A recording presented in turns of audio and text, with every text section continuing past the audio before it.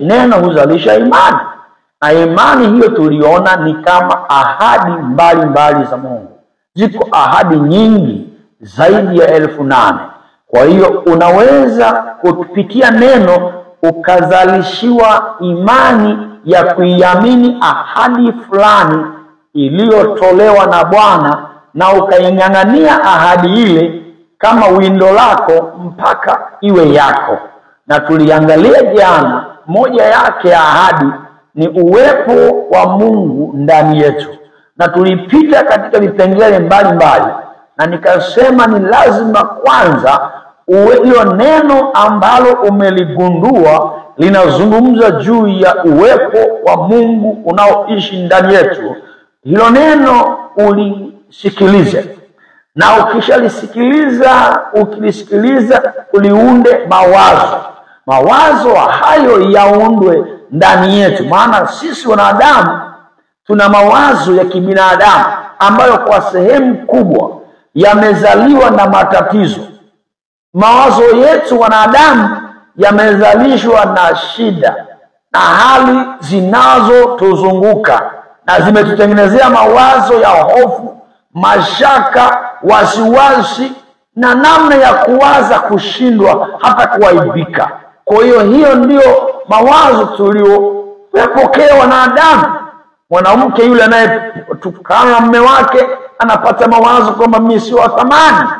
Mtoto yule aliyezaliwa katika nyumba ya maskini anajiona sisi ni watu wa namna hii. Ni mawazo ambayo yanakuja kutoka katika mazingira yetu. Lakini sasa tukaona kwamba Mungu naye ako na mawazo, na neno la Mungu ndio mawazo ya Mungu. Maandiko yanasema katika Isaya, mawazo yangu sio yenu. Kwa hiyo ninapochukua neno linaliundia mawazo ya Mungu, hayo mawazo yananijenga kwanza kutoka kwenye mawazo finyu na duni, nianze kuamini mpango mzuri ulio kwa ajili yangu, na hivyo nikiweka imani naanza kuzalisha imani itokayo kwenye neno. Na hapo ninatakiwa nitafakari usiku na mchana juu ya kile ambacho Mungu amesema kunihusu. Nikitafakari hatimaye nianze kusema. Na kusema kuna namna mbili.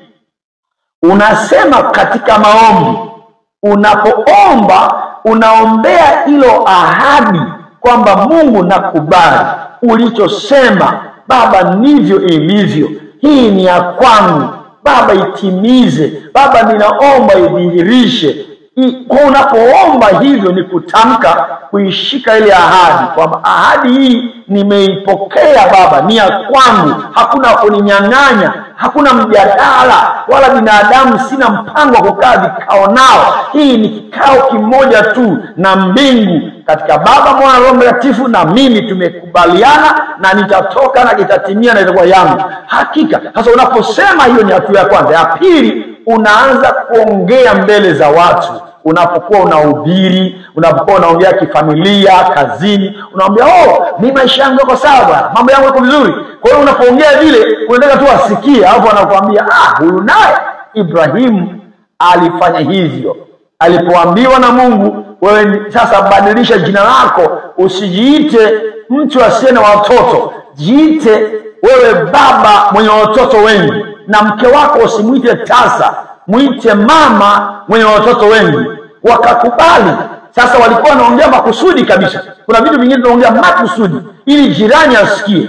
Halafu unamwambia Ibrahim, hebu nenda kule shambani, halafu mimi napika chakula huko. Sara anamwambia, halafu akishaingisha chakula anatoka pale nje anasema, halo baba wa mataifa mengi, uko wapi?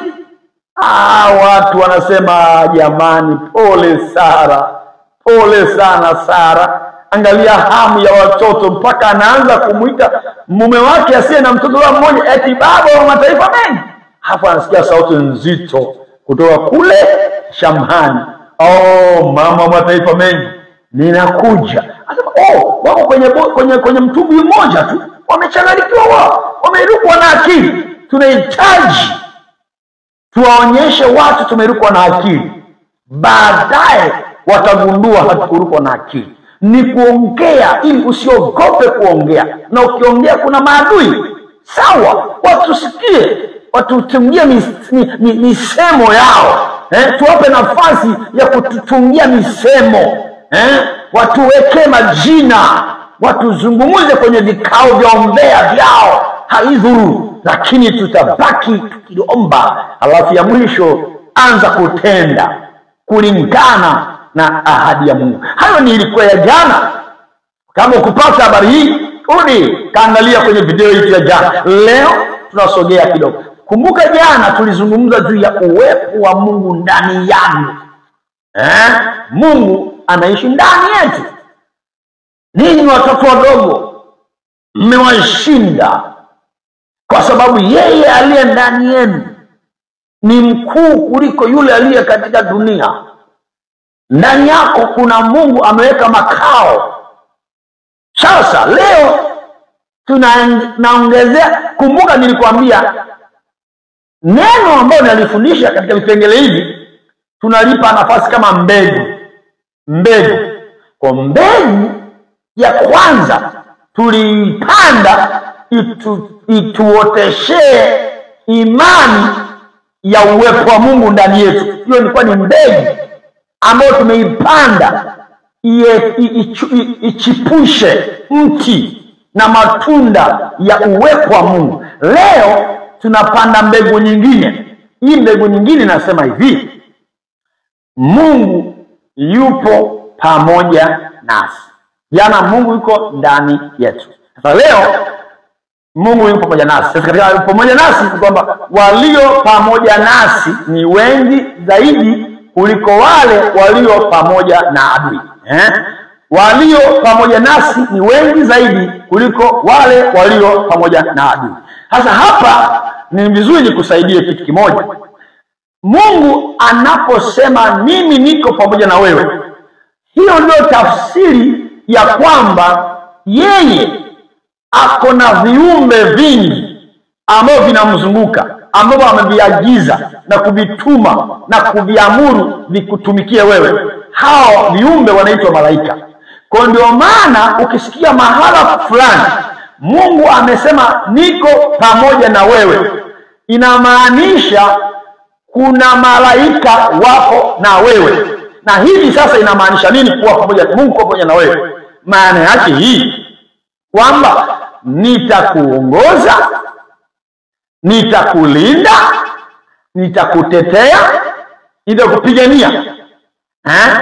Nitakulinda, nitakutetea, nitakupigania, nitakuongoza.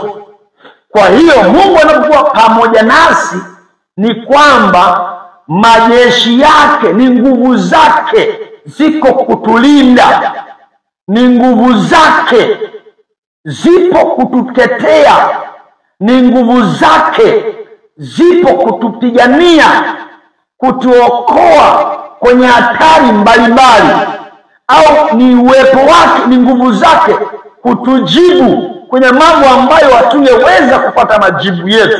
Kwa unaposikia Mungu yuko pamoja na wewe, ni ufadhili wa Mungu, ni usaidizi wa Mungu, ni ulinzi wa Mungu. Sasa lazima tuweke hii mbegu.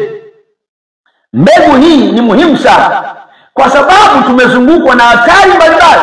Unajua, kama nilivyokuambia, Mungu ndani yako ni kama vile umeokoka. Sasa ule pamoja na wewe, maana yake sasa ndiye anashughulika na mambo ya nje, yale mambo yote ambayo adui anayaleta. Sasa yeye anakupigania. Na ukipanda hii mbegu ikaota vizuri, ikamea vizuri, hii mbegu ya neno hili ikazalisha imani. Kumbuka tunaangalia imani ya neno. Sasa leo tunataka kupanda neno ambao linazalisha imani ya kwamba Mungu yuko pamoja na wewe. Sasa hiyo imani kisha kubali, ikachanua vizuri, ndipo tunaanza sasa kuchambua mifano mbalimbali. Leo nitakuwa ninafanya vitu viwili kwa pamoja. Nitakuwa ninasoma na kufafanua kidogo na kukuombea na kutabiria neno hili kwamba Mungu akiwa pamoja na wewe ni nini anakifanya. Kwa hiyo nitakuwa nakutabiria. Leo nasikia kama kuna unabii huko juu yako. Kwa haya maandiko hayo Unabii naotoa ni maandiko hayo ndio unabii wao wenyewe huo. Tutaanza na kitabu cha Wafalme wa Pili, sura ile ya 6 mstari wa 15 hadi 18. Hapo ni habari ya mtumishi wa Mungu Elisha ambaye alikuwa anatoa usaidizi kwa mfalme ili asivamiwe na majeshi ya adui. Na kwa tendo hilo adui wa Washami wale walishindwa kuweza kushambulia taifa la Mungu. Ndipo akafanya upelelezi ule mfalme wa Washami, ni kwa nini mbinu zetu zinagundulika na tunashindwa kushambulia ile taifa la Mungu? Wakagundua anayesababisha ni Elisha. Yeye huwa anagundua vitu katika ulimwengu wa roho, wakipanga mipango anaishia rohoni, anampatia mfalme kabla hata haijatekelezwa. Sasa wakasema nendeni mkamkamate. Akatuma jeshi akiwa bado amelala usiku, jeshi likaenda usiku, mtumishi wa Mungu peke yake. Lakini mtumishi wa Mungu, kumbuka tunapanda mbegu, uwepo wa Mungu yuko pamoja naye. Sasa walipofika usiku wakazingira ile nyumba yake. Ni jeshi, sio kwamba watu wawili, ni jeshi kama kwenda kupigana na jeshi lingine. Wakazingira nyumba yake. Sasa alikuwa na kijana wake anaitwa Gehazi. Sasa kama kawaida, unajua ukiwa na msaidizi wako mara nyingi anawahi kuamka, wakati mwingine alipoamka akatoka nje. Sasa tusome hapo. Soma basi hapo. Sura 15. Soma kwa jina la Yesu. Neno la Mungu linasema, hata asubuhi na mapema mtumishi wake yule mtu wa Mungu alipoondoka na kwenda nje, kumbe pana jeshi la watu na farasi na magari wameuzingira mji ule. Mtumishi wake akamwambia, ole wetu bwana wangu, tufanyeje? Akajibu, usiogope, maana walio pamoja nasi ni wengi kuliko wale walio pamoja nasi. Pointi yangu umeishika hapo. Usiogope, kwa maana walio pamoja nasi ni wengi. Ndio pointi ya leo, tunajifunza juu ya Mungu yupo pamoja nasi. Sasa hapa anatambua kwamba walio pamoja nasi, unapaswa kujenga imani ile ambayo inakuthibitishia Mungu alivyosema hata kuacha, hautakupungukia, yuko pamoja na wewe. Sasa anasema usiogope, walio pamoja nasi ndio wengi, tena wana uwezo kuliko wale walio pamoja nao. Wewe nikuonyeshe jambo. Tumeona hapa kwamba alipotoka akaona jeshi la watu na magari na farasi wamewazingira, si ndio? Ndio. Sasa aliona jeshi lile, lakini angalia maneno ya Elisha yanavyosema. Anasema hivi, yani ni kana kwamba Elisha haongei kwa kulilenga lile jeshi analoliona kwa macho. Sio kama umeelewa kuelewa. Maana anasema hivi, walio pamoja nasi ni wengi kuliko wale walio pamoja nao. Kwa Elisha aliangalia nyuma ya kile kisichoonekana. Aliona hili ni jeshi, lakini kuna nguvu ya miungu nyuma yao. Kuna nguvu ya miungu nyuma yao ambayo ndiyo inaolishikilia hili jeshi. Na yeye akaangalia walio pamoja nao wasioonekana, akalinganisha na wasioonekana wa hili jeshi. Kama sio hivyo, angesema walio pamoja nasi ni wengi kuliko hawa. Hakusema hivyo. Anasema walio pamoja nasi ni wengi kuliko wale walio pamoja nao. Kwa maana alikuwa anaongea ulimwengu wa roho. Maana yake walio pamoja na wewe ni wengi kuliko wale ambao wanasababisha matatizo yako, wanaosababisha hizo shida. Huyo aliyejitokeza mbele kama ndio ishara, kuna nguvu nyuma yake ambao ni shetani ambao ni wachawi, ni mizimu, ni malaana. Sasa waliye pamoja nasi ni wengi zaidi kuliko wale wanaosababisha, au yule waliyemvaa akaja hapo na kutokea alafu anatumiwa na nguvu zingine kukudhuru. Yule aliye na wewe ni mkuu, tena ni wengi zaidi kuliko wale. Hiyo pointi imekaa vizuri. Sasa endelea kusoma. Mstari wa 17. Elisha akaomba akasema, Bwana, nakusihi mfumbue macho yake apate kuona. Bwana akamfumbua macho yake mtumishi, naye akaona, na tazama, kile kilima kilikuwa kimejaa farasi na magari ya moto. Nataka nikuombee hapo ulipo. Hiyo ndio ombi moja. Mungu anakupa mafunuo ya kuona uwepo wa Mungu, kuona walio pamoja na wewe, wanaokulinda, wanaokupigania, wanaokutetea, wale ambao wako tayari kupiga vita kwa niaba yako. Nataka Mungu afungue macho yako ya kiroho, hata uanze kuota ndoto, uanze kuona majeshi yaliyokuzunguka, uanze kuona msaada uliokuzunguka. Katika jina la Yesu Kristo, Bwana wa majeshi, mfalme wa falme, ninafungua macho ya mtoto wako anayetazama wakati huu, wale walinzi, wale wanaotusaidia, wanaotupigania, majeshi yale ambayo yanayotuzunguka, magari ya moto, farasi za moto, silaha za moto, malaika wa vita ambao wametuzunguka kila upande wakati huu.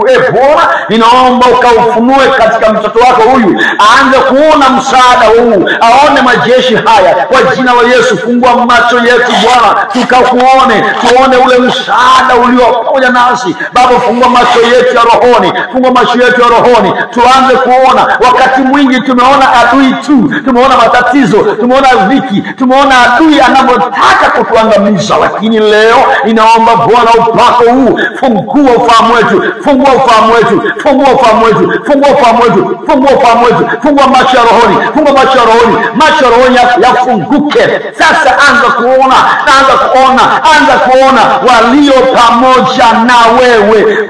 Anza kuona majeshi ya Bwana yako pamoja nasi. Majeshi ya Bwana yako pamoja na wewe na familia yako na miradi yako na uhai wako. Hakuna atakayeweza kukudhuru, kwa sababu kuna majeshi ya ajabu sana kutoka mbinguni wanakulinda katika jina la Yesu Kristo. Ona Bwana amefungua macho yako, yanaanza kuona. Utapata mafunuo kuanzia leo, na kupatia mafunuo ya kumuona Bwana anayekutetea, anayekulinda, anayekutakia mema, anayekufadhili, anayekutendea, anayekuongoza, anayekuepusha dhidi ya maadui, anayekupigania vita. Uone wale walinzi waliotumwa, uone wale walinzi na silaha za mbinguni ambazo ziko kwako. Yani wewe uko salama katika jina la Yesu Kristo. Walio pamoja nasi ni wengi zaidi. Hebu endelea kusoma mpaka hapo tunaenda.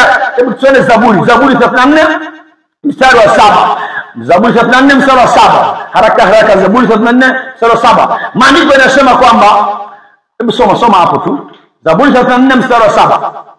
Inazungumza malaika wa Bwana wafanye kituo na kuwazunguka wale wanaomcha na kuwaokoa. Malaika wa Bwana ufanye kituo. Soma hapo haraka.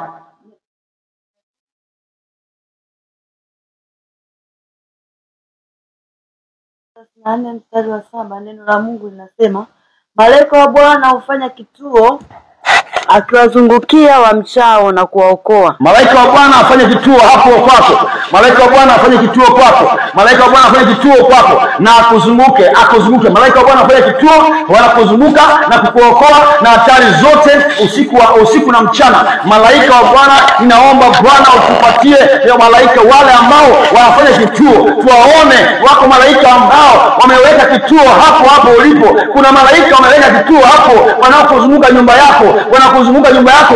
Wako malaika sasa hivi wamezunguka duka lako, biashara yako, watoto wako, miradi yako, maono yako, mipango yako. Bwana ameleta malaika, wameweka kituo hapo, wanakuzunguka na wanakuokoa dhidi ya mipango yoyote mibaya kwa jina la Yesu Kristo. Nataka uamini malaika hao waliotumwa na Bwana waje kuweka kituo. Hao wako pamoja na wewe, wameweka kituo.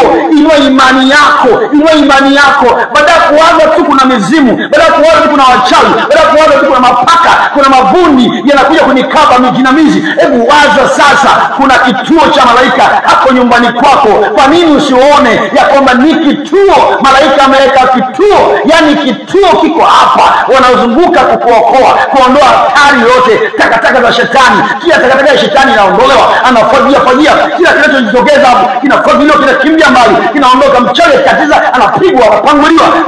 Mizimu ikija inapigwa, inaondoka. Kila kitu kikija kinapigwa kwa jina la Yesu. Malaika wako pale na makombora makali sana, upokee pale katika jina la Yesu. Haleluya, haleluya.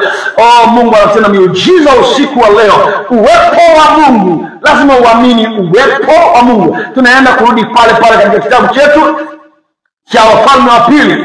Wafalme wa Pili tunarudi pale mstari wa 18 tulioacha. Mstari wa 18 soma.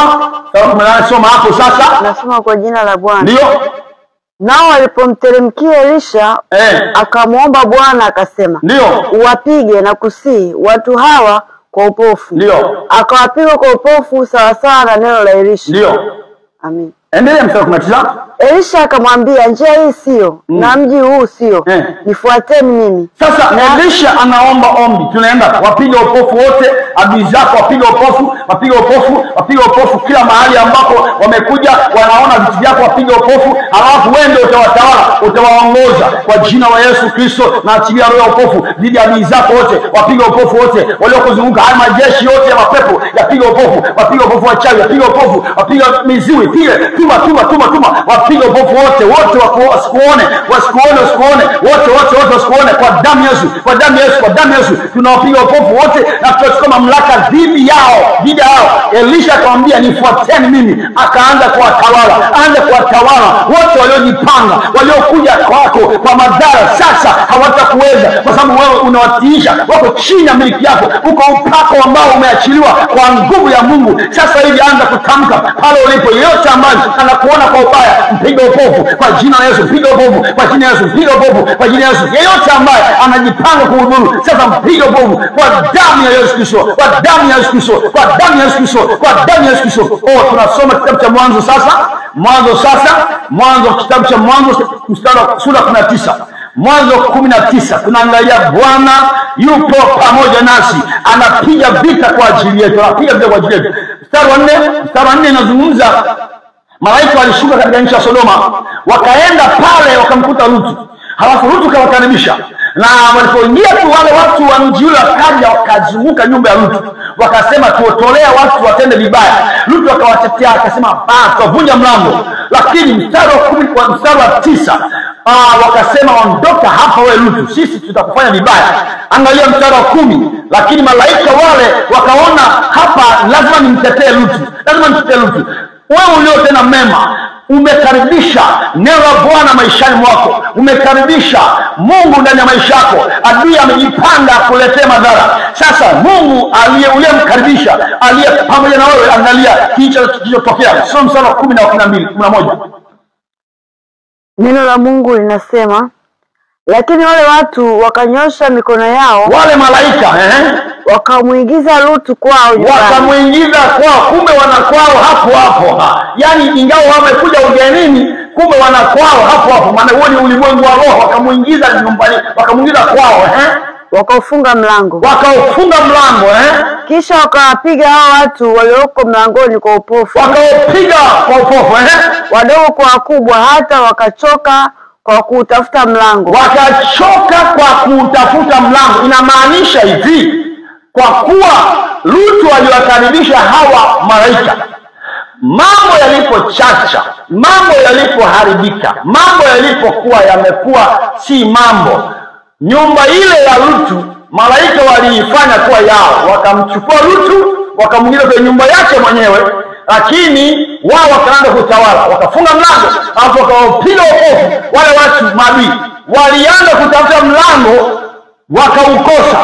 Kwa jina la Yesu Kristo, adui yako anayetafuta mwanao, anayetafuta pesa, miradi yako, afya yako, wakutafute wa usiku na mchana, wasikuone. Yale walikuwa wanaona wanazunguka hapo, lakini hawaoni mlango. Kwa jina la Yesu Kristo, achilia nguvu ya Bwana, malaika wa Bwana waliotumwa kutulinda, wanawapiga wokovu maadui zako waliokuja kukuzunguka, wanataka kumudhuru. Leo hii wanapigwa wokovu, ingawa kwa macho ya nje wanaona, wanazunguka nyumba, lakini hawaoni mlango wa kuingilia, hawaoni mahali pa kupenyea, hawataweza. Mungu amefanya jambo kwa ajili yako usiku wa leo. Bwana ameachilia upako ambao adui hataweza kukuona, hataweza kuona.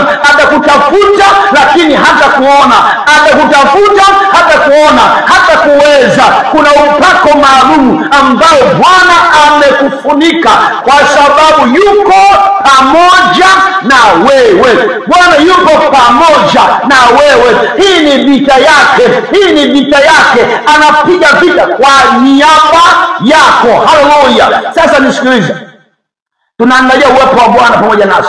Mungu akiwa pamoja nasi, mambo makubwa yanatokea. Usifadhaike, tusiwe kama watu ambao ni yatima, tusiwe kama watu ambao hatujui tuko peke yetu. Hatupo peke yetu, tuko na mfalme wa wafalme na Bwana wa mabwana. Nataka uinue imani inayozalishwa na neno. Neno linazalisha imani kwamba Mungu hata kuacha wala hata kupungukia. Yesu mwenyewe akasema, nitakuwa pamoja nanyi hata mwisho wa dunia, sitawaacha wala sitawapungukia. Bwana amesema zaidi ya mara 360 kitu. Usiogope, mimi nipo pamoja nawe, nitakulinda, nitakutetea, nitakuokoa. Utafikia hatima yako, utafikia umri wako, utafikia malengo yako. Usiangalie hatari mbalimbali, hizo zitakuwepo, lakini utavuka, utaenda mbele. Hakika uwepo wa Mungu pamoja nasi unatupigania, unatuvusha kwenye hatari mbalimbali. Utavuka kwenye hatari mbalimbali. Hao waliletewa majeshi, hilo ni hatari. Elisha alipona kwa sababu ya uwepo wa Mungu. Akasema walio pamoja nasi ndio waliomwokoa. Walimwokoa kwa sababu Lutu pia aliokolewa kwa sababu alikaribisha Mungu. Mungu akamsaidia. Wewe tayari umeshaokoka, maana yake umemkaribisha Mungu, na Mungu ametuma majeshi, malaika wanaweka kituo nyumbani kwako, maishani mwako, kukuokoa, kukulinda, kupigania. Amini hilo neno, amini vizuri. Usiishi kama mtu wa kidini ya kwamba tu ni mistari tu imewekwa kwenye Biblia. Hapana, lazima uamini. Fuata ile kanuni leo kupatia. Kanuni ya kwanza, sikia. Imani ndio kusikia. Sikia tena na tena na tena, mara nyingi, sio mara moja. Ya pili, waza mawazo hayo, waza tena na tena, waza kabisa. Mara ya tatu, fikiria, tafakari hiyo habari. 4, ongea. 5, tenda. Hizo ndio principle, hiyo ndio kanuni za kujenga imani. Imani huwa ijengwi mara moja. Imani inajengwa kwa utulivu. Imani inajengwa kwa nidhamu. Imani inajengwa kwa kudhamiria. Imani inajengwa kwa kujitoa. Imani inajengwa kwa kulipa gharama, kujitenga na mambo ya dunia, na unatulia uweponi mwake. Halafu unasema ndivyo neno linavyosema. Hilo neno lizame ndani yako, liingize mizizi ndani yako, lioteshe ndani yako, ndipo imani itatokeza. Wewe unasoma tu Biblia, unakimbia, unakaa na matamthilia, unakaa na mambo ya mitandao, unazunguka na mambo ya dunia, umekaa kwenye vikao visivyo na vikujengi kabisa imani. Vikao, marafiki yako wote wanabomoa imani yako. Marafiki zako wanaongea vitu visivyofaa. Wewe utengi muda, alafu unasema una imani. Kujawa na imani ila una maandiko. Jana nilikwambia kuna vitu viwili, kuna andiko na kuna imani. Andiko huua, lakini neno linafufua. Roho inahuisha, lakini andiko ni maandiko tu kama hivi. Maandiko umesoma tu ukasema hii ni ya kwangu, si bado yako hii. Hii Biblia ni kwa watu wote. Inatupa tu elimu kujua Mungu ni nani, na wanadamu ni nani, na shetani ni nani, malaika ni nani, na mambo gani Mungu amesema. Hii ni historia. Unaweza kufanya watu wanasoma chuo kikuu, wanafanya hii mambo ya theolojia, anapata nafasi mtihani, anapata degree. Sasa hiyo kupata degree haina maana wewe una imani. ni umefaulu tu mambo ya kawaida. Sasa ukitaka hiyo imani, ndio gharama hii inayokuambia lazima usikie kwa namna ya imani. Sikia tena na tena na tena, halafu baadaye mawazo ya kwako yabadilishwe. Uchukue mawazo ya neno yaanze kuwa ndani yako. Pambana mawazo ya kidunia, pambana mawazo ya familia yako, pambana mawazo ya matatizo yako, pambana mawazo yanayokuambia wewe ni dhaifu, wewe hufai, wewe ni mnyonge, wewe ni maskini. Upambane kwa kulazimishia maneno mawazo ya Mungu mpaka mawazo ya Mungu yashinde mawazo yako. Kama mawazo ya Mungu hayajashinda mawazo yako ndio yatakuwa yanatimia. Kwa ni lazima unabidi utumie muda wa kutosha. Unakuta mtu hujapata watoto, unakuta mawazo yale unasema nimeombewa, hiyo ni mwaka wa pili wa tatu. Sasa yale mawazo ya shetani yanakuja, hii wewe uwezekani, haiwezekani. Sasa lazima mawazo ya Mungu yapambane na yale mawazo yanayokuja ambayo daktari amekwambia. Yale mawazo yanayokuja ambayo jamii inakwambia urithi wa ukoo wenu hampati watoto. Sasa lazima upambane yale mawazo ya ngoa ya tupe huko. Alafu chukua mawazo ya Mungu useme mimi sio kama wao. Mimi sirithi mambo yao. Mimi narithi ufalme, mambo ya mbinguni. Sasa ule mawazo yale yakiingia, unaanza kuyatafakari usiku na mchana. Usiku na mchana mpaka yaive ndani yako, mpaka yakae ndani yako. Ndipo uanze kuongea. Hapo ndipo unaanza kuchukua hatua kutenda. Vizuri. Sasa tunasogea kidogo. Tunaenda eneo lingine. Wana wa Israeli wametoka Misri. Kitabu cha Kutoka sura ya 14. Wametoka vizuri tu. Kama ambavyo na wewe umetoka kwenye shida fulani, umetoka kwenye hali fulani. Lakini adui huwa hataki kukubali kushindwa. Hiyo ndio unajua. Hataki kukubali kushindwa. Shetani ni king'ang'anizi. Wachawi ni vinyang'anizi. Leo amekushindwa, ataenda kusafiri awaite wenzake. Yule mtu atasema ana mganga mkubwa zaidi. Watakuja, akishindwa sema twende Nigeria, atakuja. Huwa ni vinyang'anizi. Shetani ni king'ang'anizi. Haridhiki. Huwa anakuja tena na tena. Sasa tunaona hapa mapigo makubwa yalipita nchi ya Misri. Watoto wa kwanza, wazaliwa wa kwanza wote wa nchi nzima mpaka wa Farao walikufa. Baada kidogo Farao akawaza tena, baada hali fulani ya maombolezo akasema, kwa nini tumekubali hii hali? Kwa nini tumekubali kushindwa? Ingawa tumepigwa kweli, lakini kwa nini tumekubali? Kwa nini tumewaacha waondoke? Kwa nini tuache wao watu waondoke? Unaona? Kwa hiyo lazima ujue, ukipona shetani ufikiria, kwa nini nimemwacha mtu apone? Sasa kama ulitolewa mapepo, yale mapepo yanasema, hivi kwa nini tumeshindwaje? Huyu mtu tumemtoka kabisa kweli. Ndio maana anasema pepo mtokapo mtu huwa anazurura mahali fulani. Anasema, kwa nini tusirudi tena? Kwa watarudi tena. Wakirudi kule umebweteka, una furaha na amani, lakini umejisahau. Hakuna neno ndani yako. Nyumba yako kweli ni mtakatifu, imehifadhiwa, maana yake iko safi, lakini hauna neno ndani la imani. Huyo pepo anasema hivi, kwa kuwa jana nilikuwa peke yangu kanitoa, sirudi peke yangu. Wewe nikawatafuta wengine 7 wakorofi zaidi, tuingie kwako. Wakikuingia sasa utakataa kanisa, utakataa Biblia, hutataka hata kuhubiriwa. Ndio watu wale ambao wameingiwa na mapepo mara ya pili, hawataki kabisa hata kusikia injili. Kwa nini? Mapepo yaruhusu. Kataa injili. Sema ni uongo. Sema tu ni mambo ya mambo ya kuigizana tu, kuigiza. Mambo hayo hakuna. Sasa wana wa Israeli walipotoka, maandiko yanasema Farao akakusanya jeshi ili wafuatilie, wakawarudishe kwenye utumwa. Kumbuka, wanataka kuwarudisha kwenye utumwa, kuwarudisha kwenye umaskini ule, kwenye magonjwa ule, kwenye fedheha ile, kwenye aibu ile, kwenye changamoto ile. Wanataka kuwarudisha, kitenda akurudishe hapo kwa zamani, tena kuongezea mateso. Ndipo sasa mstari wa 10, wana wa Israeli walipogeuka nyuma, wakaona majeshi yanakuja, wakaanza kuomboleza. Hebu soma mstari wa 10 na kuendelea. Nasoma kwa jina la Yesu. Hata Farao walipokaribia, wana wa Israeli wakainua macho yao, na tazama, Wamisri wanakuja nyuma yao. Wakaogopa sana. Wana wa Israeli wakamlilia Bwana, wakamwambia Musa, je, kwa sababu hapakuwa na makaburi katika Misri umetutoa huko ili tufe jangwani? Mbona umetutendea haya kututoa katika nchi ya Misri? Neno hili lisilo tukwambia huko Misri tukisema tuache tuwatumikie Misri? Maana ni afadhali kuwatumikia Misri kuliko kufa jangwani. Subiri, naona hapo walipomuona adui ni kama umeambiwa kansa tena inarudi. Naona kama virusi vimerudi. Naona kabisa uvimbe upo. Uliona kama uvimbe umeisha lakini kumbe bado upo. Kumbe hilo gonjwa bado lipo. Kumbe tatizo unaona kama unaanza kuliona tena linakuja kwa staili mbaya zaidi. Hiyo shida unaona kwa mbaya zaidi. Ndio sasa wanasema sasa hapa ni unaona kifo. Hao wakaanza kuona kifo. Wakaanza kusema sasa kule tulikuwa watumwa. Ilikuwa nafuu. Lakini sasa hapa tunakufa hapa.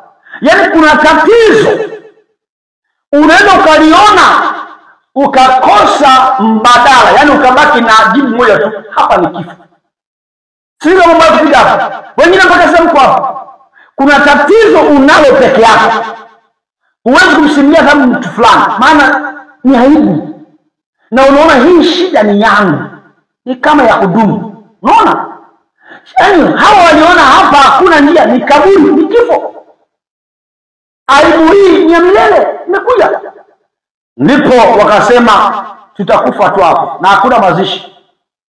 Matatizo, vita, vifungo mbalimbali. Umefungwa, unasikia vifungo vimerudi tena. Unasikia hali imekuwa mbaya zaidi. Watu wamekuacha wote, huoni msaada, huoni tumaini. Unaona hatari inakuja. Huoni pa kukimbilia. Mbele kuna bahari. Unaona tu adui anakuja. Sasa umewahi kufika? Pengine uko hapo, usijali. Kumbuka Bwana yupo pamoja na wewe. Najua matatizo kufanya kusaulisha. Inakusaulisha kwamba hauko peke yako. Yaani matatizo, vituko vya shetani vinakusaulisha kwamba haupo peke yako. Uanze kujiona uko peke yako. Ndicho kilichotokea hapa. Wakamsahau Bwana aliyowatoa kwenye mikono ya Farao. Yule Farao ambaye alishikishwa adabu jana, wamesahau kwamba huyu Farao alishikishwa adabu.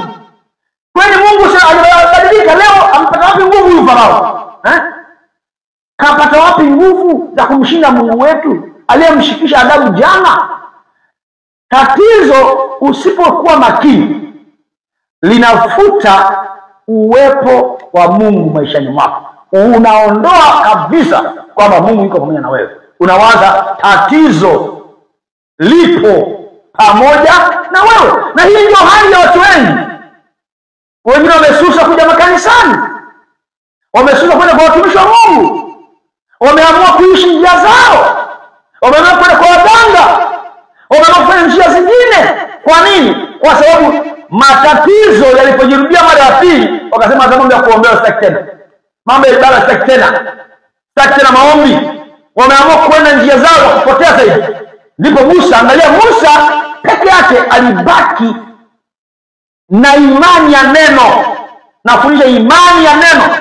Imani ya neno. Musa alijua Mungu yupo pamoja nasi. Hiyo point uishike. Kilichomwokoa Musa ni kujua Mungu yupo pamoja nasi. Hatuko peke yetu. Shida na ije, lakini sipo peke yangu. Sio mstari sio unafuata. Musa anasemaje? Mstari 13, Musa akawaambia watu, msiogope, simameni tu, mkauone wokovu wa Bwana atakaofanyia leo. Kwa maana hawa Misri mliona leo, hamtaona tena milele.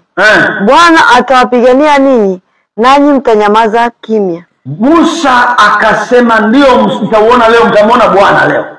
Mungu Baba, katika jina la Yesu Kristo, leo hii wale majeshi ya Farao ambao ni wachawi, waganga, mizimu ambao wanampatia mtu huyu, ambao inamtisha na kumfedhehesha kwa namna mbaya, kwa jina la Yesu leo natabiri kama Musa alivyotangaza, hao wa Misri, hao mapepo, hao wachawi, hiyo mizimu, hizo laana, hayo magonjwa, hizo nuksi, hizo balaa, leo na kutabiria wewe mtazamaji wangu, hautaziona tena milele. Bwana atakupigania wewe na utanyamaza kimya. Bwana yuko mapigano, Bwana yuko vitani kwa niaba yako. Hii ni vita ya Bwana.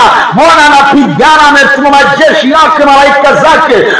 Usiogope, hutawaona tena hivyo vitisho, havitakuangamiza. Ninakutabiria hautaangamia, na kutabiria hautaangamia kwa jina la Yesu, kwa jina la Yesu. Hayo matatizo, hiyo mambo naogopa hayatakuweza, hiyo hali unayogopa haitakuweza, hiyo nguvu ya adui haitakuweza, hiyo nguvu ya adui haitakuweza. Vita ulioipanga, vikosi uliovipanga, hata kama wamejikusanya, ni waganga, ni wachawi, ni mizimu, ni laana, hizo silaha zao zozote hazitaweza kufanikiwa juu ya maisha yako katika jina la Yesu Kristo. Na vunja hizo silaha, magari yao yote na vunja na yazamisha yote katika maji. Yani pale tunaona ya kwamba malaika wa Bwana alitoka mbele, akaweka mpaka, huyu asimkaribie huyu usiku kucha, huyu asimkaribie huyu usiku kucha. Na alipotengeneza njia, Bwana kutengeneza njia uende mbele. Iko njia ambayo Bwana ameiandaa kuendelea mbele. Mbele yako iko njia.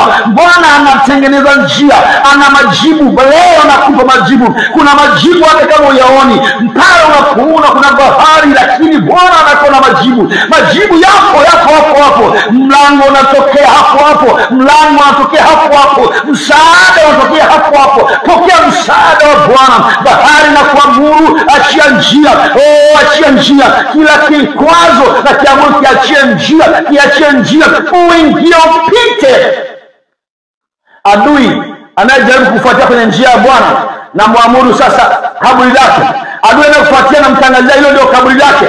Adui yako anakufuatia na mtangazia, hiyo ni kaburi la maisha yake. Yeyote anayekufuata kwa madhara na mtangaza, ndio kaburi la maisha yake, ni kaburi lake mwenyewe. Kama vile ambavyo majeshi ya Farao yalifanyiwa kaburi walipofuata Israeli, yalifanyika kaburi, yale bahari ikawa ni kaburi lao, walifutika wote. Ndivyo natangaza, yeyote anayekufuatia kwa ubaya, natangaza ile kukufuatia ndio kaburi lake, anafutika, hutamuona tena. Lakini wewe, Bwana anatengeneza njia mahali pasipo na njia, katika jina la Yesu.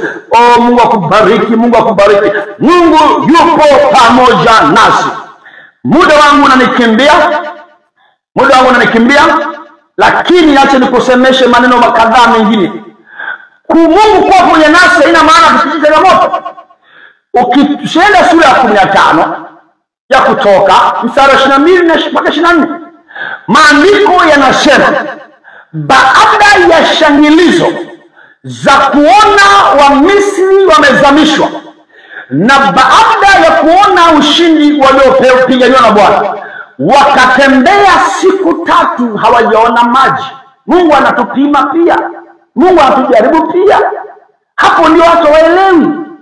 Mungu yupo pamoja nasi. Mungu alikuwa pamoja na Israeli, lakini fikiria, Mungu yupo pamoja nao, lakini wanatembea siku 3 hakuna maji. Sasa unasemaje hapo? Mungu aliwaacha? Hakuwaacha. Hakuwa amewaacha. Ni siku 3 bila maji. Maana yake ni siku 3 za kupungukiwa, ni siku 3 za kukosa mahitaji maalum, ni siku 3 za kukosa kile unachokitaka. Mungu huwa anakujaribu, na unapopungukiwa kitu usifikiri Mungu anakuacha. Anapima moyo wako. Hasa watu wakaanza kulalamika, tayari wananung'unika. Ni kama unanung'unika. Biashara yako Mungu anaipima, ukakosa wateja kabisa. Nyanya zikinaoza tu, ndizi zinaoza, alafu unasema Mungu nimefanya dhambi gani? Hakuna dhambi yote, lakini nakupima utakapolalamika na kunung'unika. Lakini Musa watu wakamnung'unikia. Maji yako wapi? Maji yako wapi? Musa akamwambia Mungu. Angalia jinsi ambavyo watu wa Mungu wanapomtegemea Mungu. Akamwambia Mungu, angalia watu milioni 6. Milioni 6 ni kama Dar es Salaam nzima. Si jambo dogo. Milioni 6 ina maana alikuwa na mtandao mkubwa. Watu milioni 6. Baadaye Mungu akamwonyesha njia. Ukijua Mungu yupo pamoja na wewe, kuwa anatujaribu. Wakati mwingine huwa anazuia kitu kizuri ili akujaribu. Kama imani yako itatetereka, itakuondolea, utaanza kuona Mungu amekuacha. Lakini Musa hakuweza kushindwa jaribu hilo. Baadaye Mungu akamwonyesha mti, akatupia kwenye maji, akapata maji kabisa, maji. Waliyakuta maji, lakini maji machungu hayanyweki. Mwae kusubiri kitu muda mrefu. Wengine hata wamesubiri ndoa muda mrefu, baada ya kuolewa ndoa ni chungu. Nataka niwaambie inaweza kuwa tamu hiyo ndoa mpaka watu wakashangaa. Musa akayaponya maji. Bwana yupo pamoja nawe. Kile ambacho umekosa siku 3, inawezekana ni wiki, mwezi, mwaka, miaka. Hiyo ndio baada ya kutoka kwenye ushindi mkubwa, ulilokuwa kuna kitu umekikosa. Sasa hiyo siku 3 ongeza, ilikuwa ni miaka kabisa. Lakini usikate tamaa. Mungu yuko na wewe. Maji yatakuwa matamu. Baada hapo chakula hamna. Mungu akawapa chakula kutoka mbinguni kikanyesha. Watu milioni 6 kila siku, miaka 40. Mungu jamani, kwa nini tusimwamini? Mungu kwa nini yuko pamoja nasi? Kama alilisha watu milioni 6, anashindwa kulisha wale watoto wako 4 au 5. Anashindwa kulisha watu yako tu. Tutoke hapo shidani, tumshinde shetani. Tumshinde shetani, tumuamini Mungu wetu. Hata ukilala siku 2 3 na njaa, endelea kumfurahia Mungu. Endelea kuwa na sadaka, Mungu na kuabudu na kutoa sadaka ya shukrani. Kwa sababu hii ni uongo wa shetani. Sio Mungu hawezi kukuacha njaa. Anasema nilikuwa kijana, sasa nimekuwa mzee. Sijaona mwenye haki ameachwa wala uzao wake kuomba chakula. Huo ndio ukweli. Shetani Mungu anataka kuambia Mungu amekuacha, hata kuacha. Kukaa njaa siku 10 hajakuacha. Mungu anasema utakuwa na majaribu siku 10. Vumilia. Siku 10 yametaja tu pale kwa Ufunuo. Baadhi ya shetani anatupa gerezani siku 10. Kuna watu shetani Mungu atakuacha tena kutupa gerezani siku 10. Au maana gerezani siku 10 maana kwa mashida fulani. Atakuacha. Sasa wewe ukiingia kwenye matatizo fulani au unapigwa kibao na mpenzi wako, hajakuacha. Sasa anapima ile hasira yako inapotokea. Unasema kumbe nafikiri mimi siwezi, ngoja tuoneshane hapa. Tayari umeshindwa vita. Nyenyekea. Ushindi wetu ni wa Bwana. Bwana anapigana vita. Yehoshafati alisema, mimi Bwana hapa siwezi kupigana na majeshi ya nchi 3. Mungu akamwambia vita si yenu, ni ya Bwana. Mambo ya Nyakati wa Pili sura 20 mstari wa 15 16. Mungu 17 anasema hii vita si yenu, ni ya Bwana. Mungu akamwambia hamwezi kupigana. Waendelee kumsifu Mungu. Waka waimbaji wamtukuze, wasema hakuna kama wewe. Wewe ni Bwana wa mabwana, Mungu wa miungu, mfalme wa wafalme, Mungu mkuu, unaweza. Anza msifu ni Bwana. Hao maadui mimi nitawashughulikia mwenyewe. Walipoanza kusifu, maandiko yanasema Mungu akasababisha wao waanze kutazama. Unamwona mwenzako unamwona, wewe ni adui, umesikia hapa? Unamjeka. Wewe ni adui. Wakaanza kuuana wao, wakamalizana, wale kumalizana. Israeli wamekuja hapa kuja wamekuwa maiti wote. Wakakuja kuchukua tu mateka, utajiri. Mungu anaweza kuwafanya adui zako wakapigana kwenye kikao wenyewe kwa wenyewe. Wakafiekana, sio kikao cha kufukuza kazi. Wao wenyewe watafukuzwa kazi. Yaani wenyewe watageuka na watakwenda na siri wao mwenyewe. Mimi kikao tulikaa, wanaanza kusemana wao. Wewe usiwe na wasiwasi. Yehoshafati, msifu Mungu. Jizuie kumlaumu. Jizuie, Mungu yuko na wewe. Paulo na Sila waliingia gerezani. Mungu alikuwa na wao gerezani. Wakamsifu gerezani. Malango yakafunguka. Tujizuie kumlalamikia Mungu, kumlalamikia Mungu tukiwa kwenye shida. Mungu hajatuacha kwenye shida zetu. Tumsifu hata kwenye shida. Magereza ya shida zetu yatafunguka, tutatoka. Paulo na Sila wakatoka. Na wao watatoka. Jilinde, muamini Bwana. Mungu hatakuacha. Yuko na wewe. Leo nimeongea juu ya uwepo wa Mungu pamoja na wewe. Mungu atakutetea, Mungu atakulinda, Mungu atakupigania. Daudi watu wote wakaogopa, wakajificha. Yeye ukiangalia mstari wa 32 anasema, ile Samueli ya kwanza 17 mstari wa 32 anasema, asizinie mtu hapa juu ya Mfilisti asiyetawaliwa, mimi nitakwenda kumpiga na kumuua. Majeshi yote wamejificha. Tunaishi nyakati ambazo utandawazi unatutisha. Tunapata taarifa nyingi za kuvunja imani za watu. Nataka nimpate Daudi mmoja ambaye anaona tofauti na anainuka na anasema, mimi nitakuwa jibu, nitakuwa tumaini la Tanzania, Afrika na dunia. Yuko mtu anayetazama leo atakuwa ndio jibu la Afrika na dunia. Yuko mtu anayetazama leo atakuwa ndio jibu tunayemsubiri. Na yule Goliati watu wanamwogopa wote, kile kilichoogopewa na wote, kuna Daudi anainuliwa leo. Yuko Daudi anainuliwa leo, ataenda kumdondosha. Daudi alisema, na kujia kwa jina la Bwana wa majeshi uliotukana. Alafu huyu Mfilisti anasema, na kutukana kwa miungu yangu, njoo nitakufanya kuwa chakula cha ndege. Lakini Daudi akamwambia, unanijia na silaha za mwilini, mimi nakujia kwa silaha moja tu, kwa jina la Bwana Mungu aliye pamoja nami. Leo hii Mungu atakuua mkononi mwangu. Kwa ndio sasa Mungu atakuua mkononi mwangu. Maana yake hili tatizo nitaliondoa kupitia mimi. Hiyo ndio Mungu anasema, nitaua hili tatizo kwa kupitia mkono wangu. Mungu anatumia tu mahubiri yake. Ninaenda kuamsha kizazi kipya. Na muinua Daudi hapa ananitazama. Ndio tumaini, wewe ndio Daudi wetu.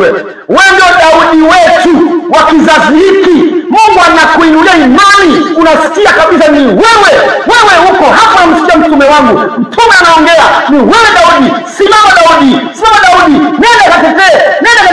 Nenda kaangushe Goliati. Uwa Goliati. Komboa kizazi. Leta heshima ya Mungu irudishe duniani. Ni wewe katika jina la Yesu.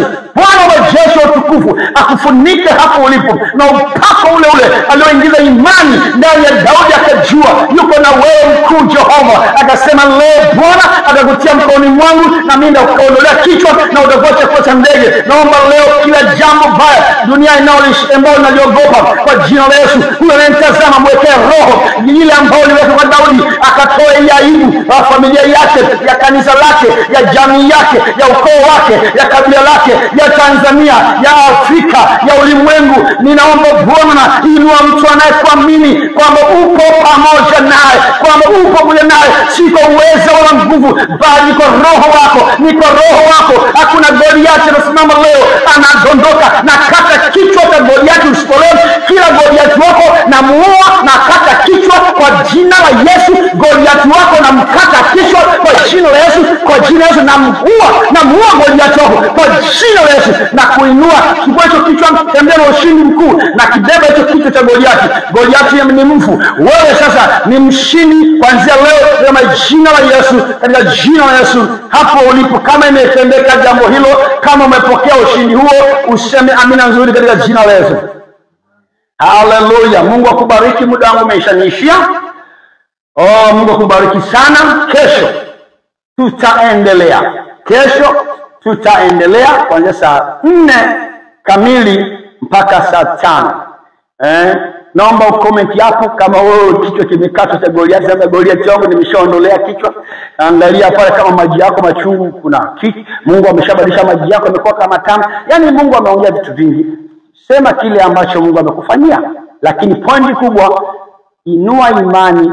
Mungu yupo pamoja na wewe, na kwa sababu hiyo atakupigania, atakulinda, atakutetea, atakuongoza, atakuzingira. Malaika anafanya kituo katika maisha yako. Hautaaibika. Utafikia ndoto zako, utafikia hatima yako, utafikia maono yako. Ingawa kuna vita katika hiyo maono, lakini utashinda. Utafika mahali unakotakiwa kufika.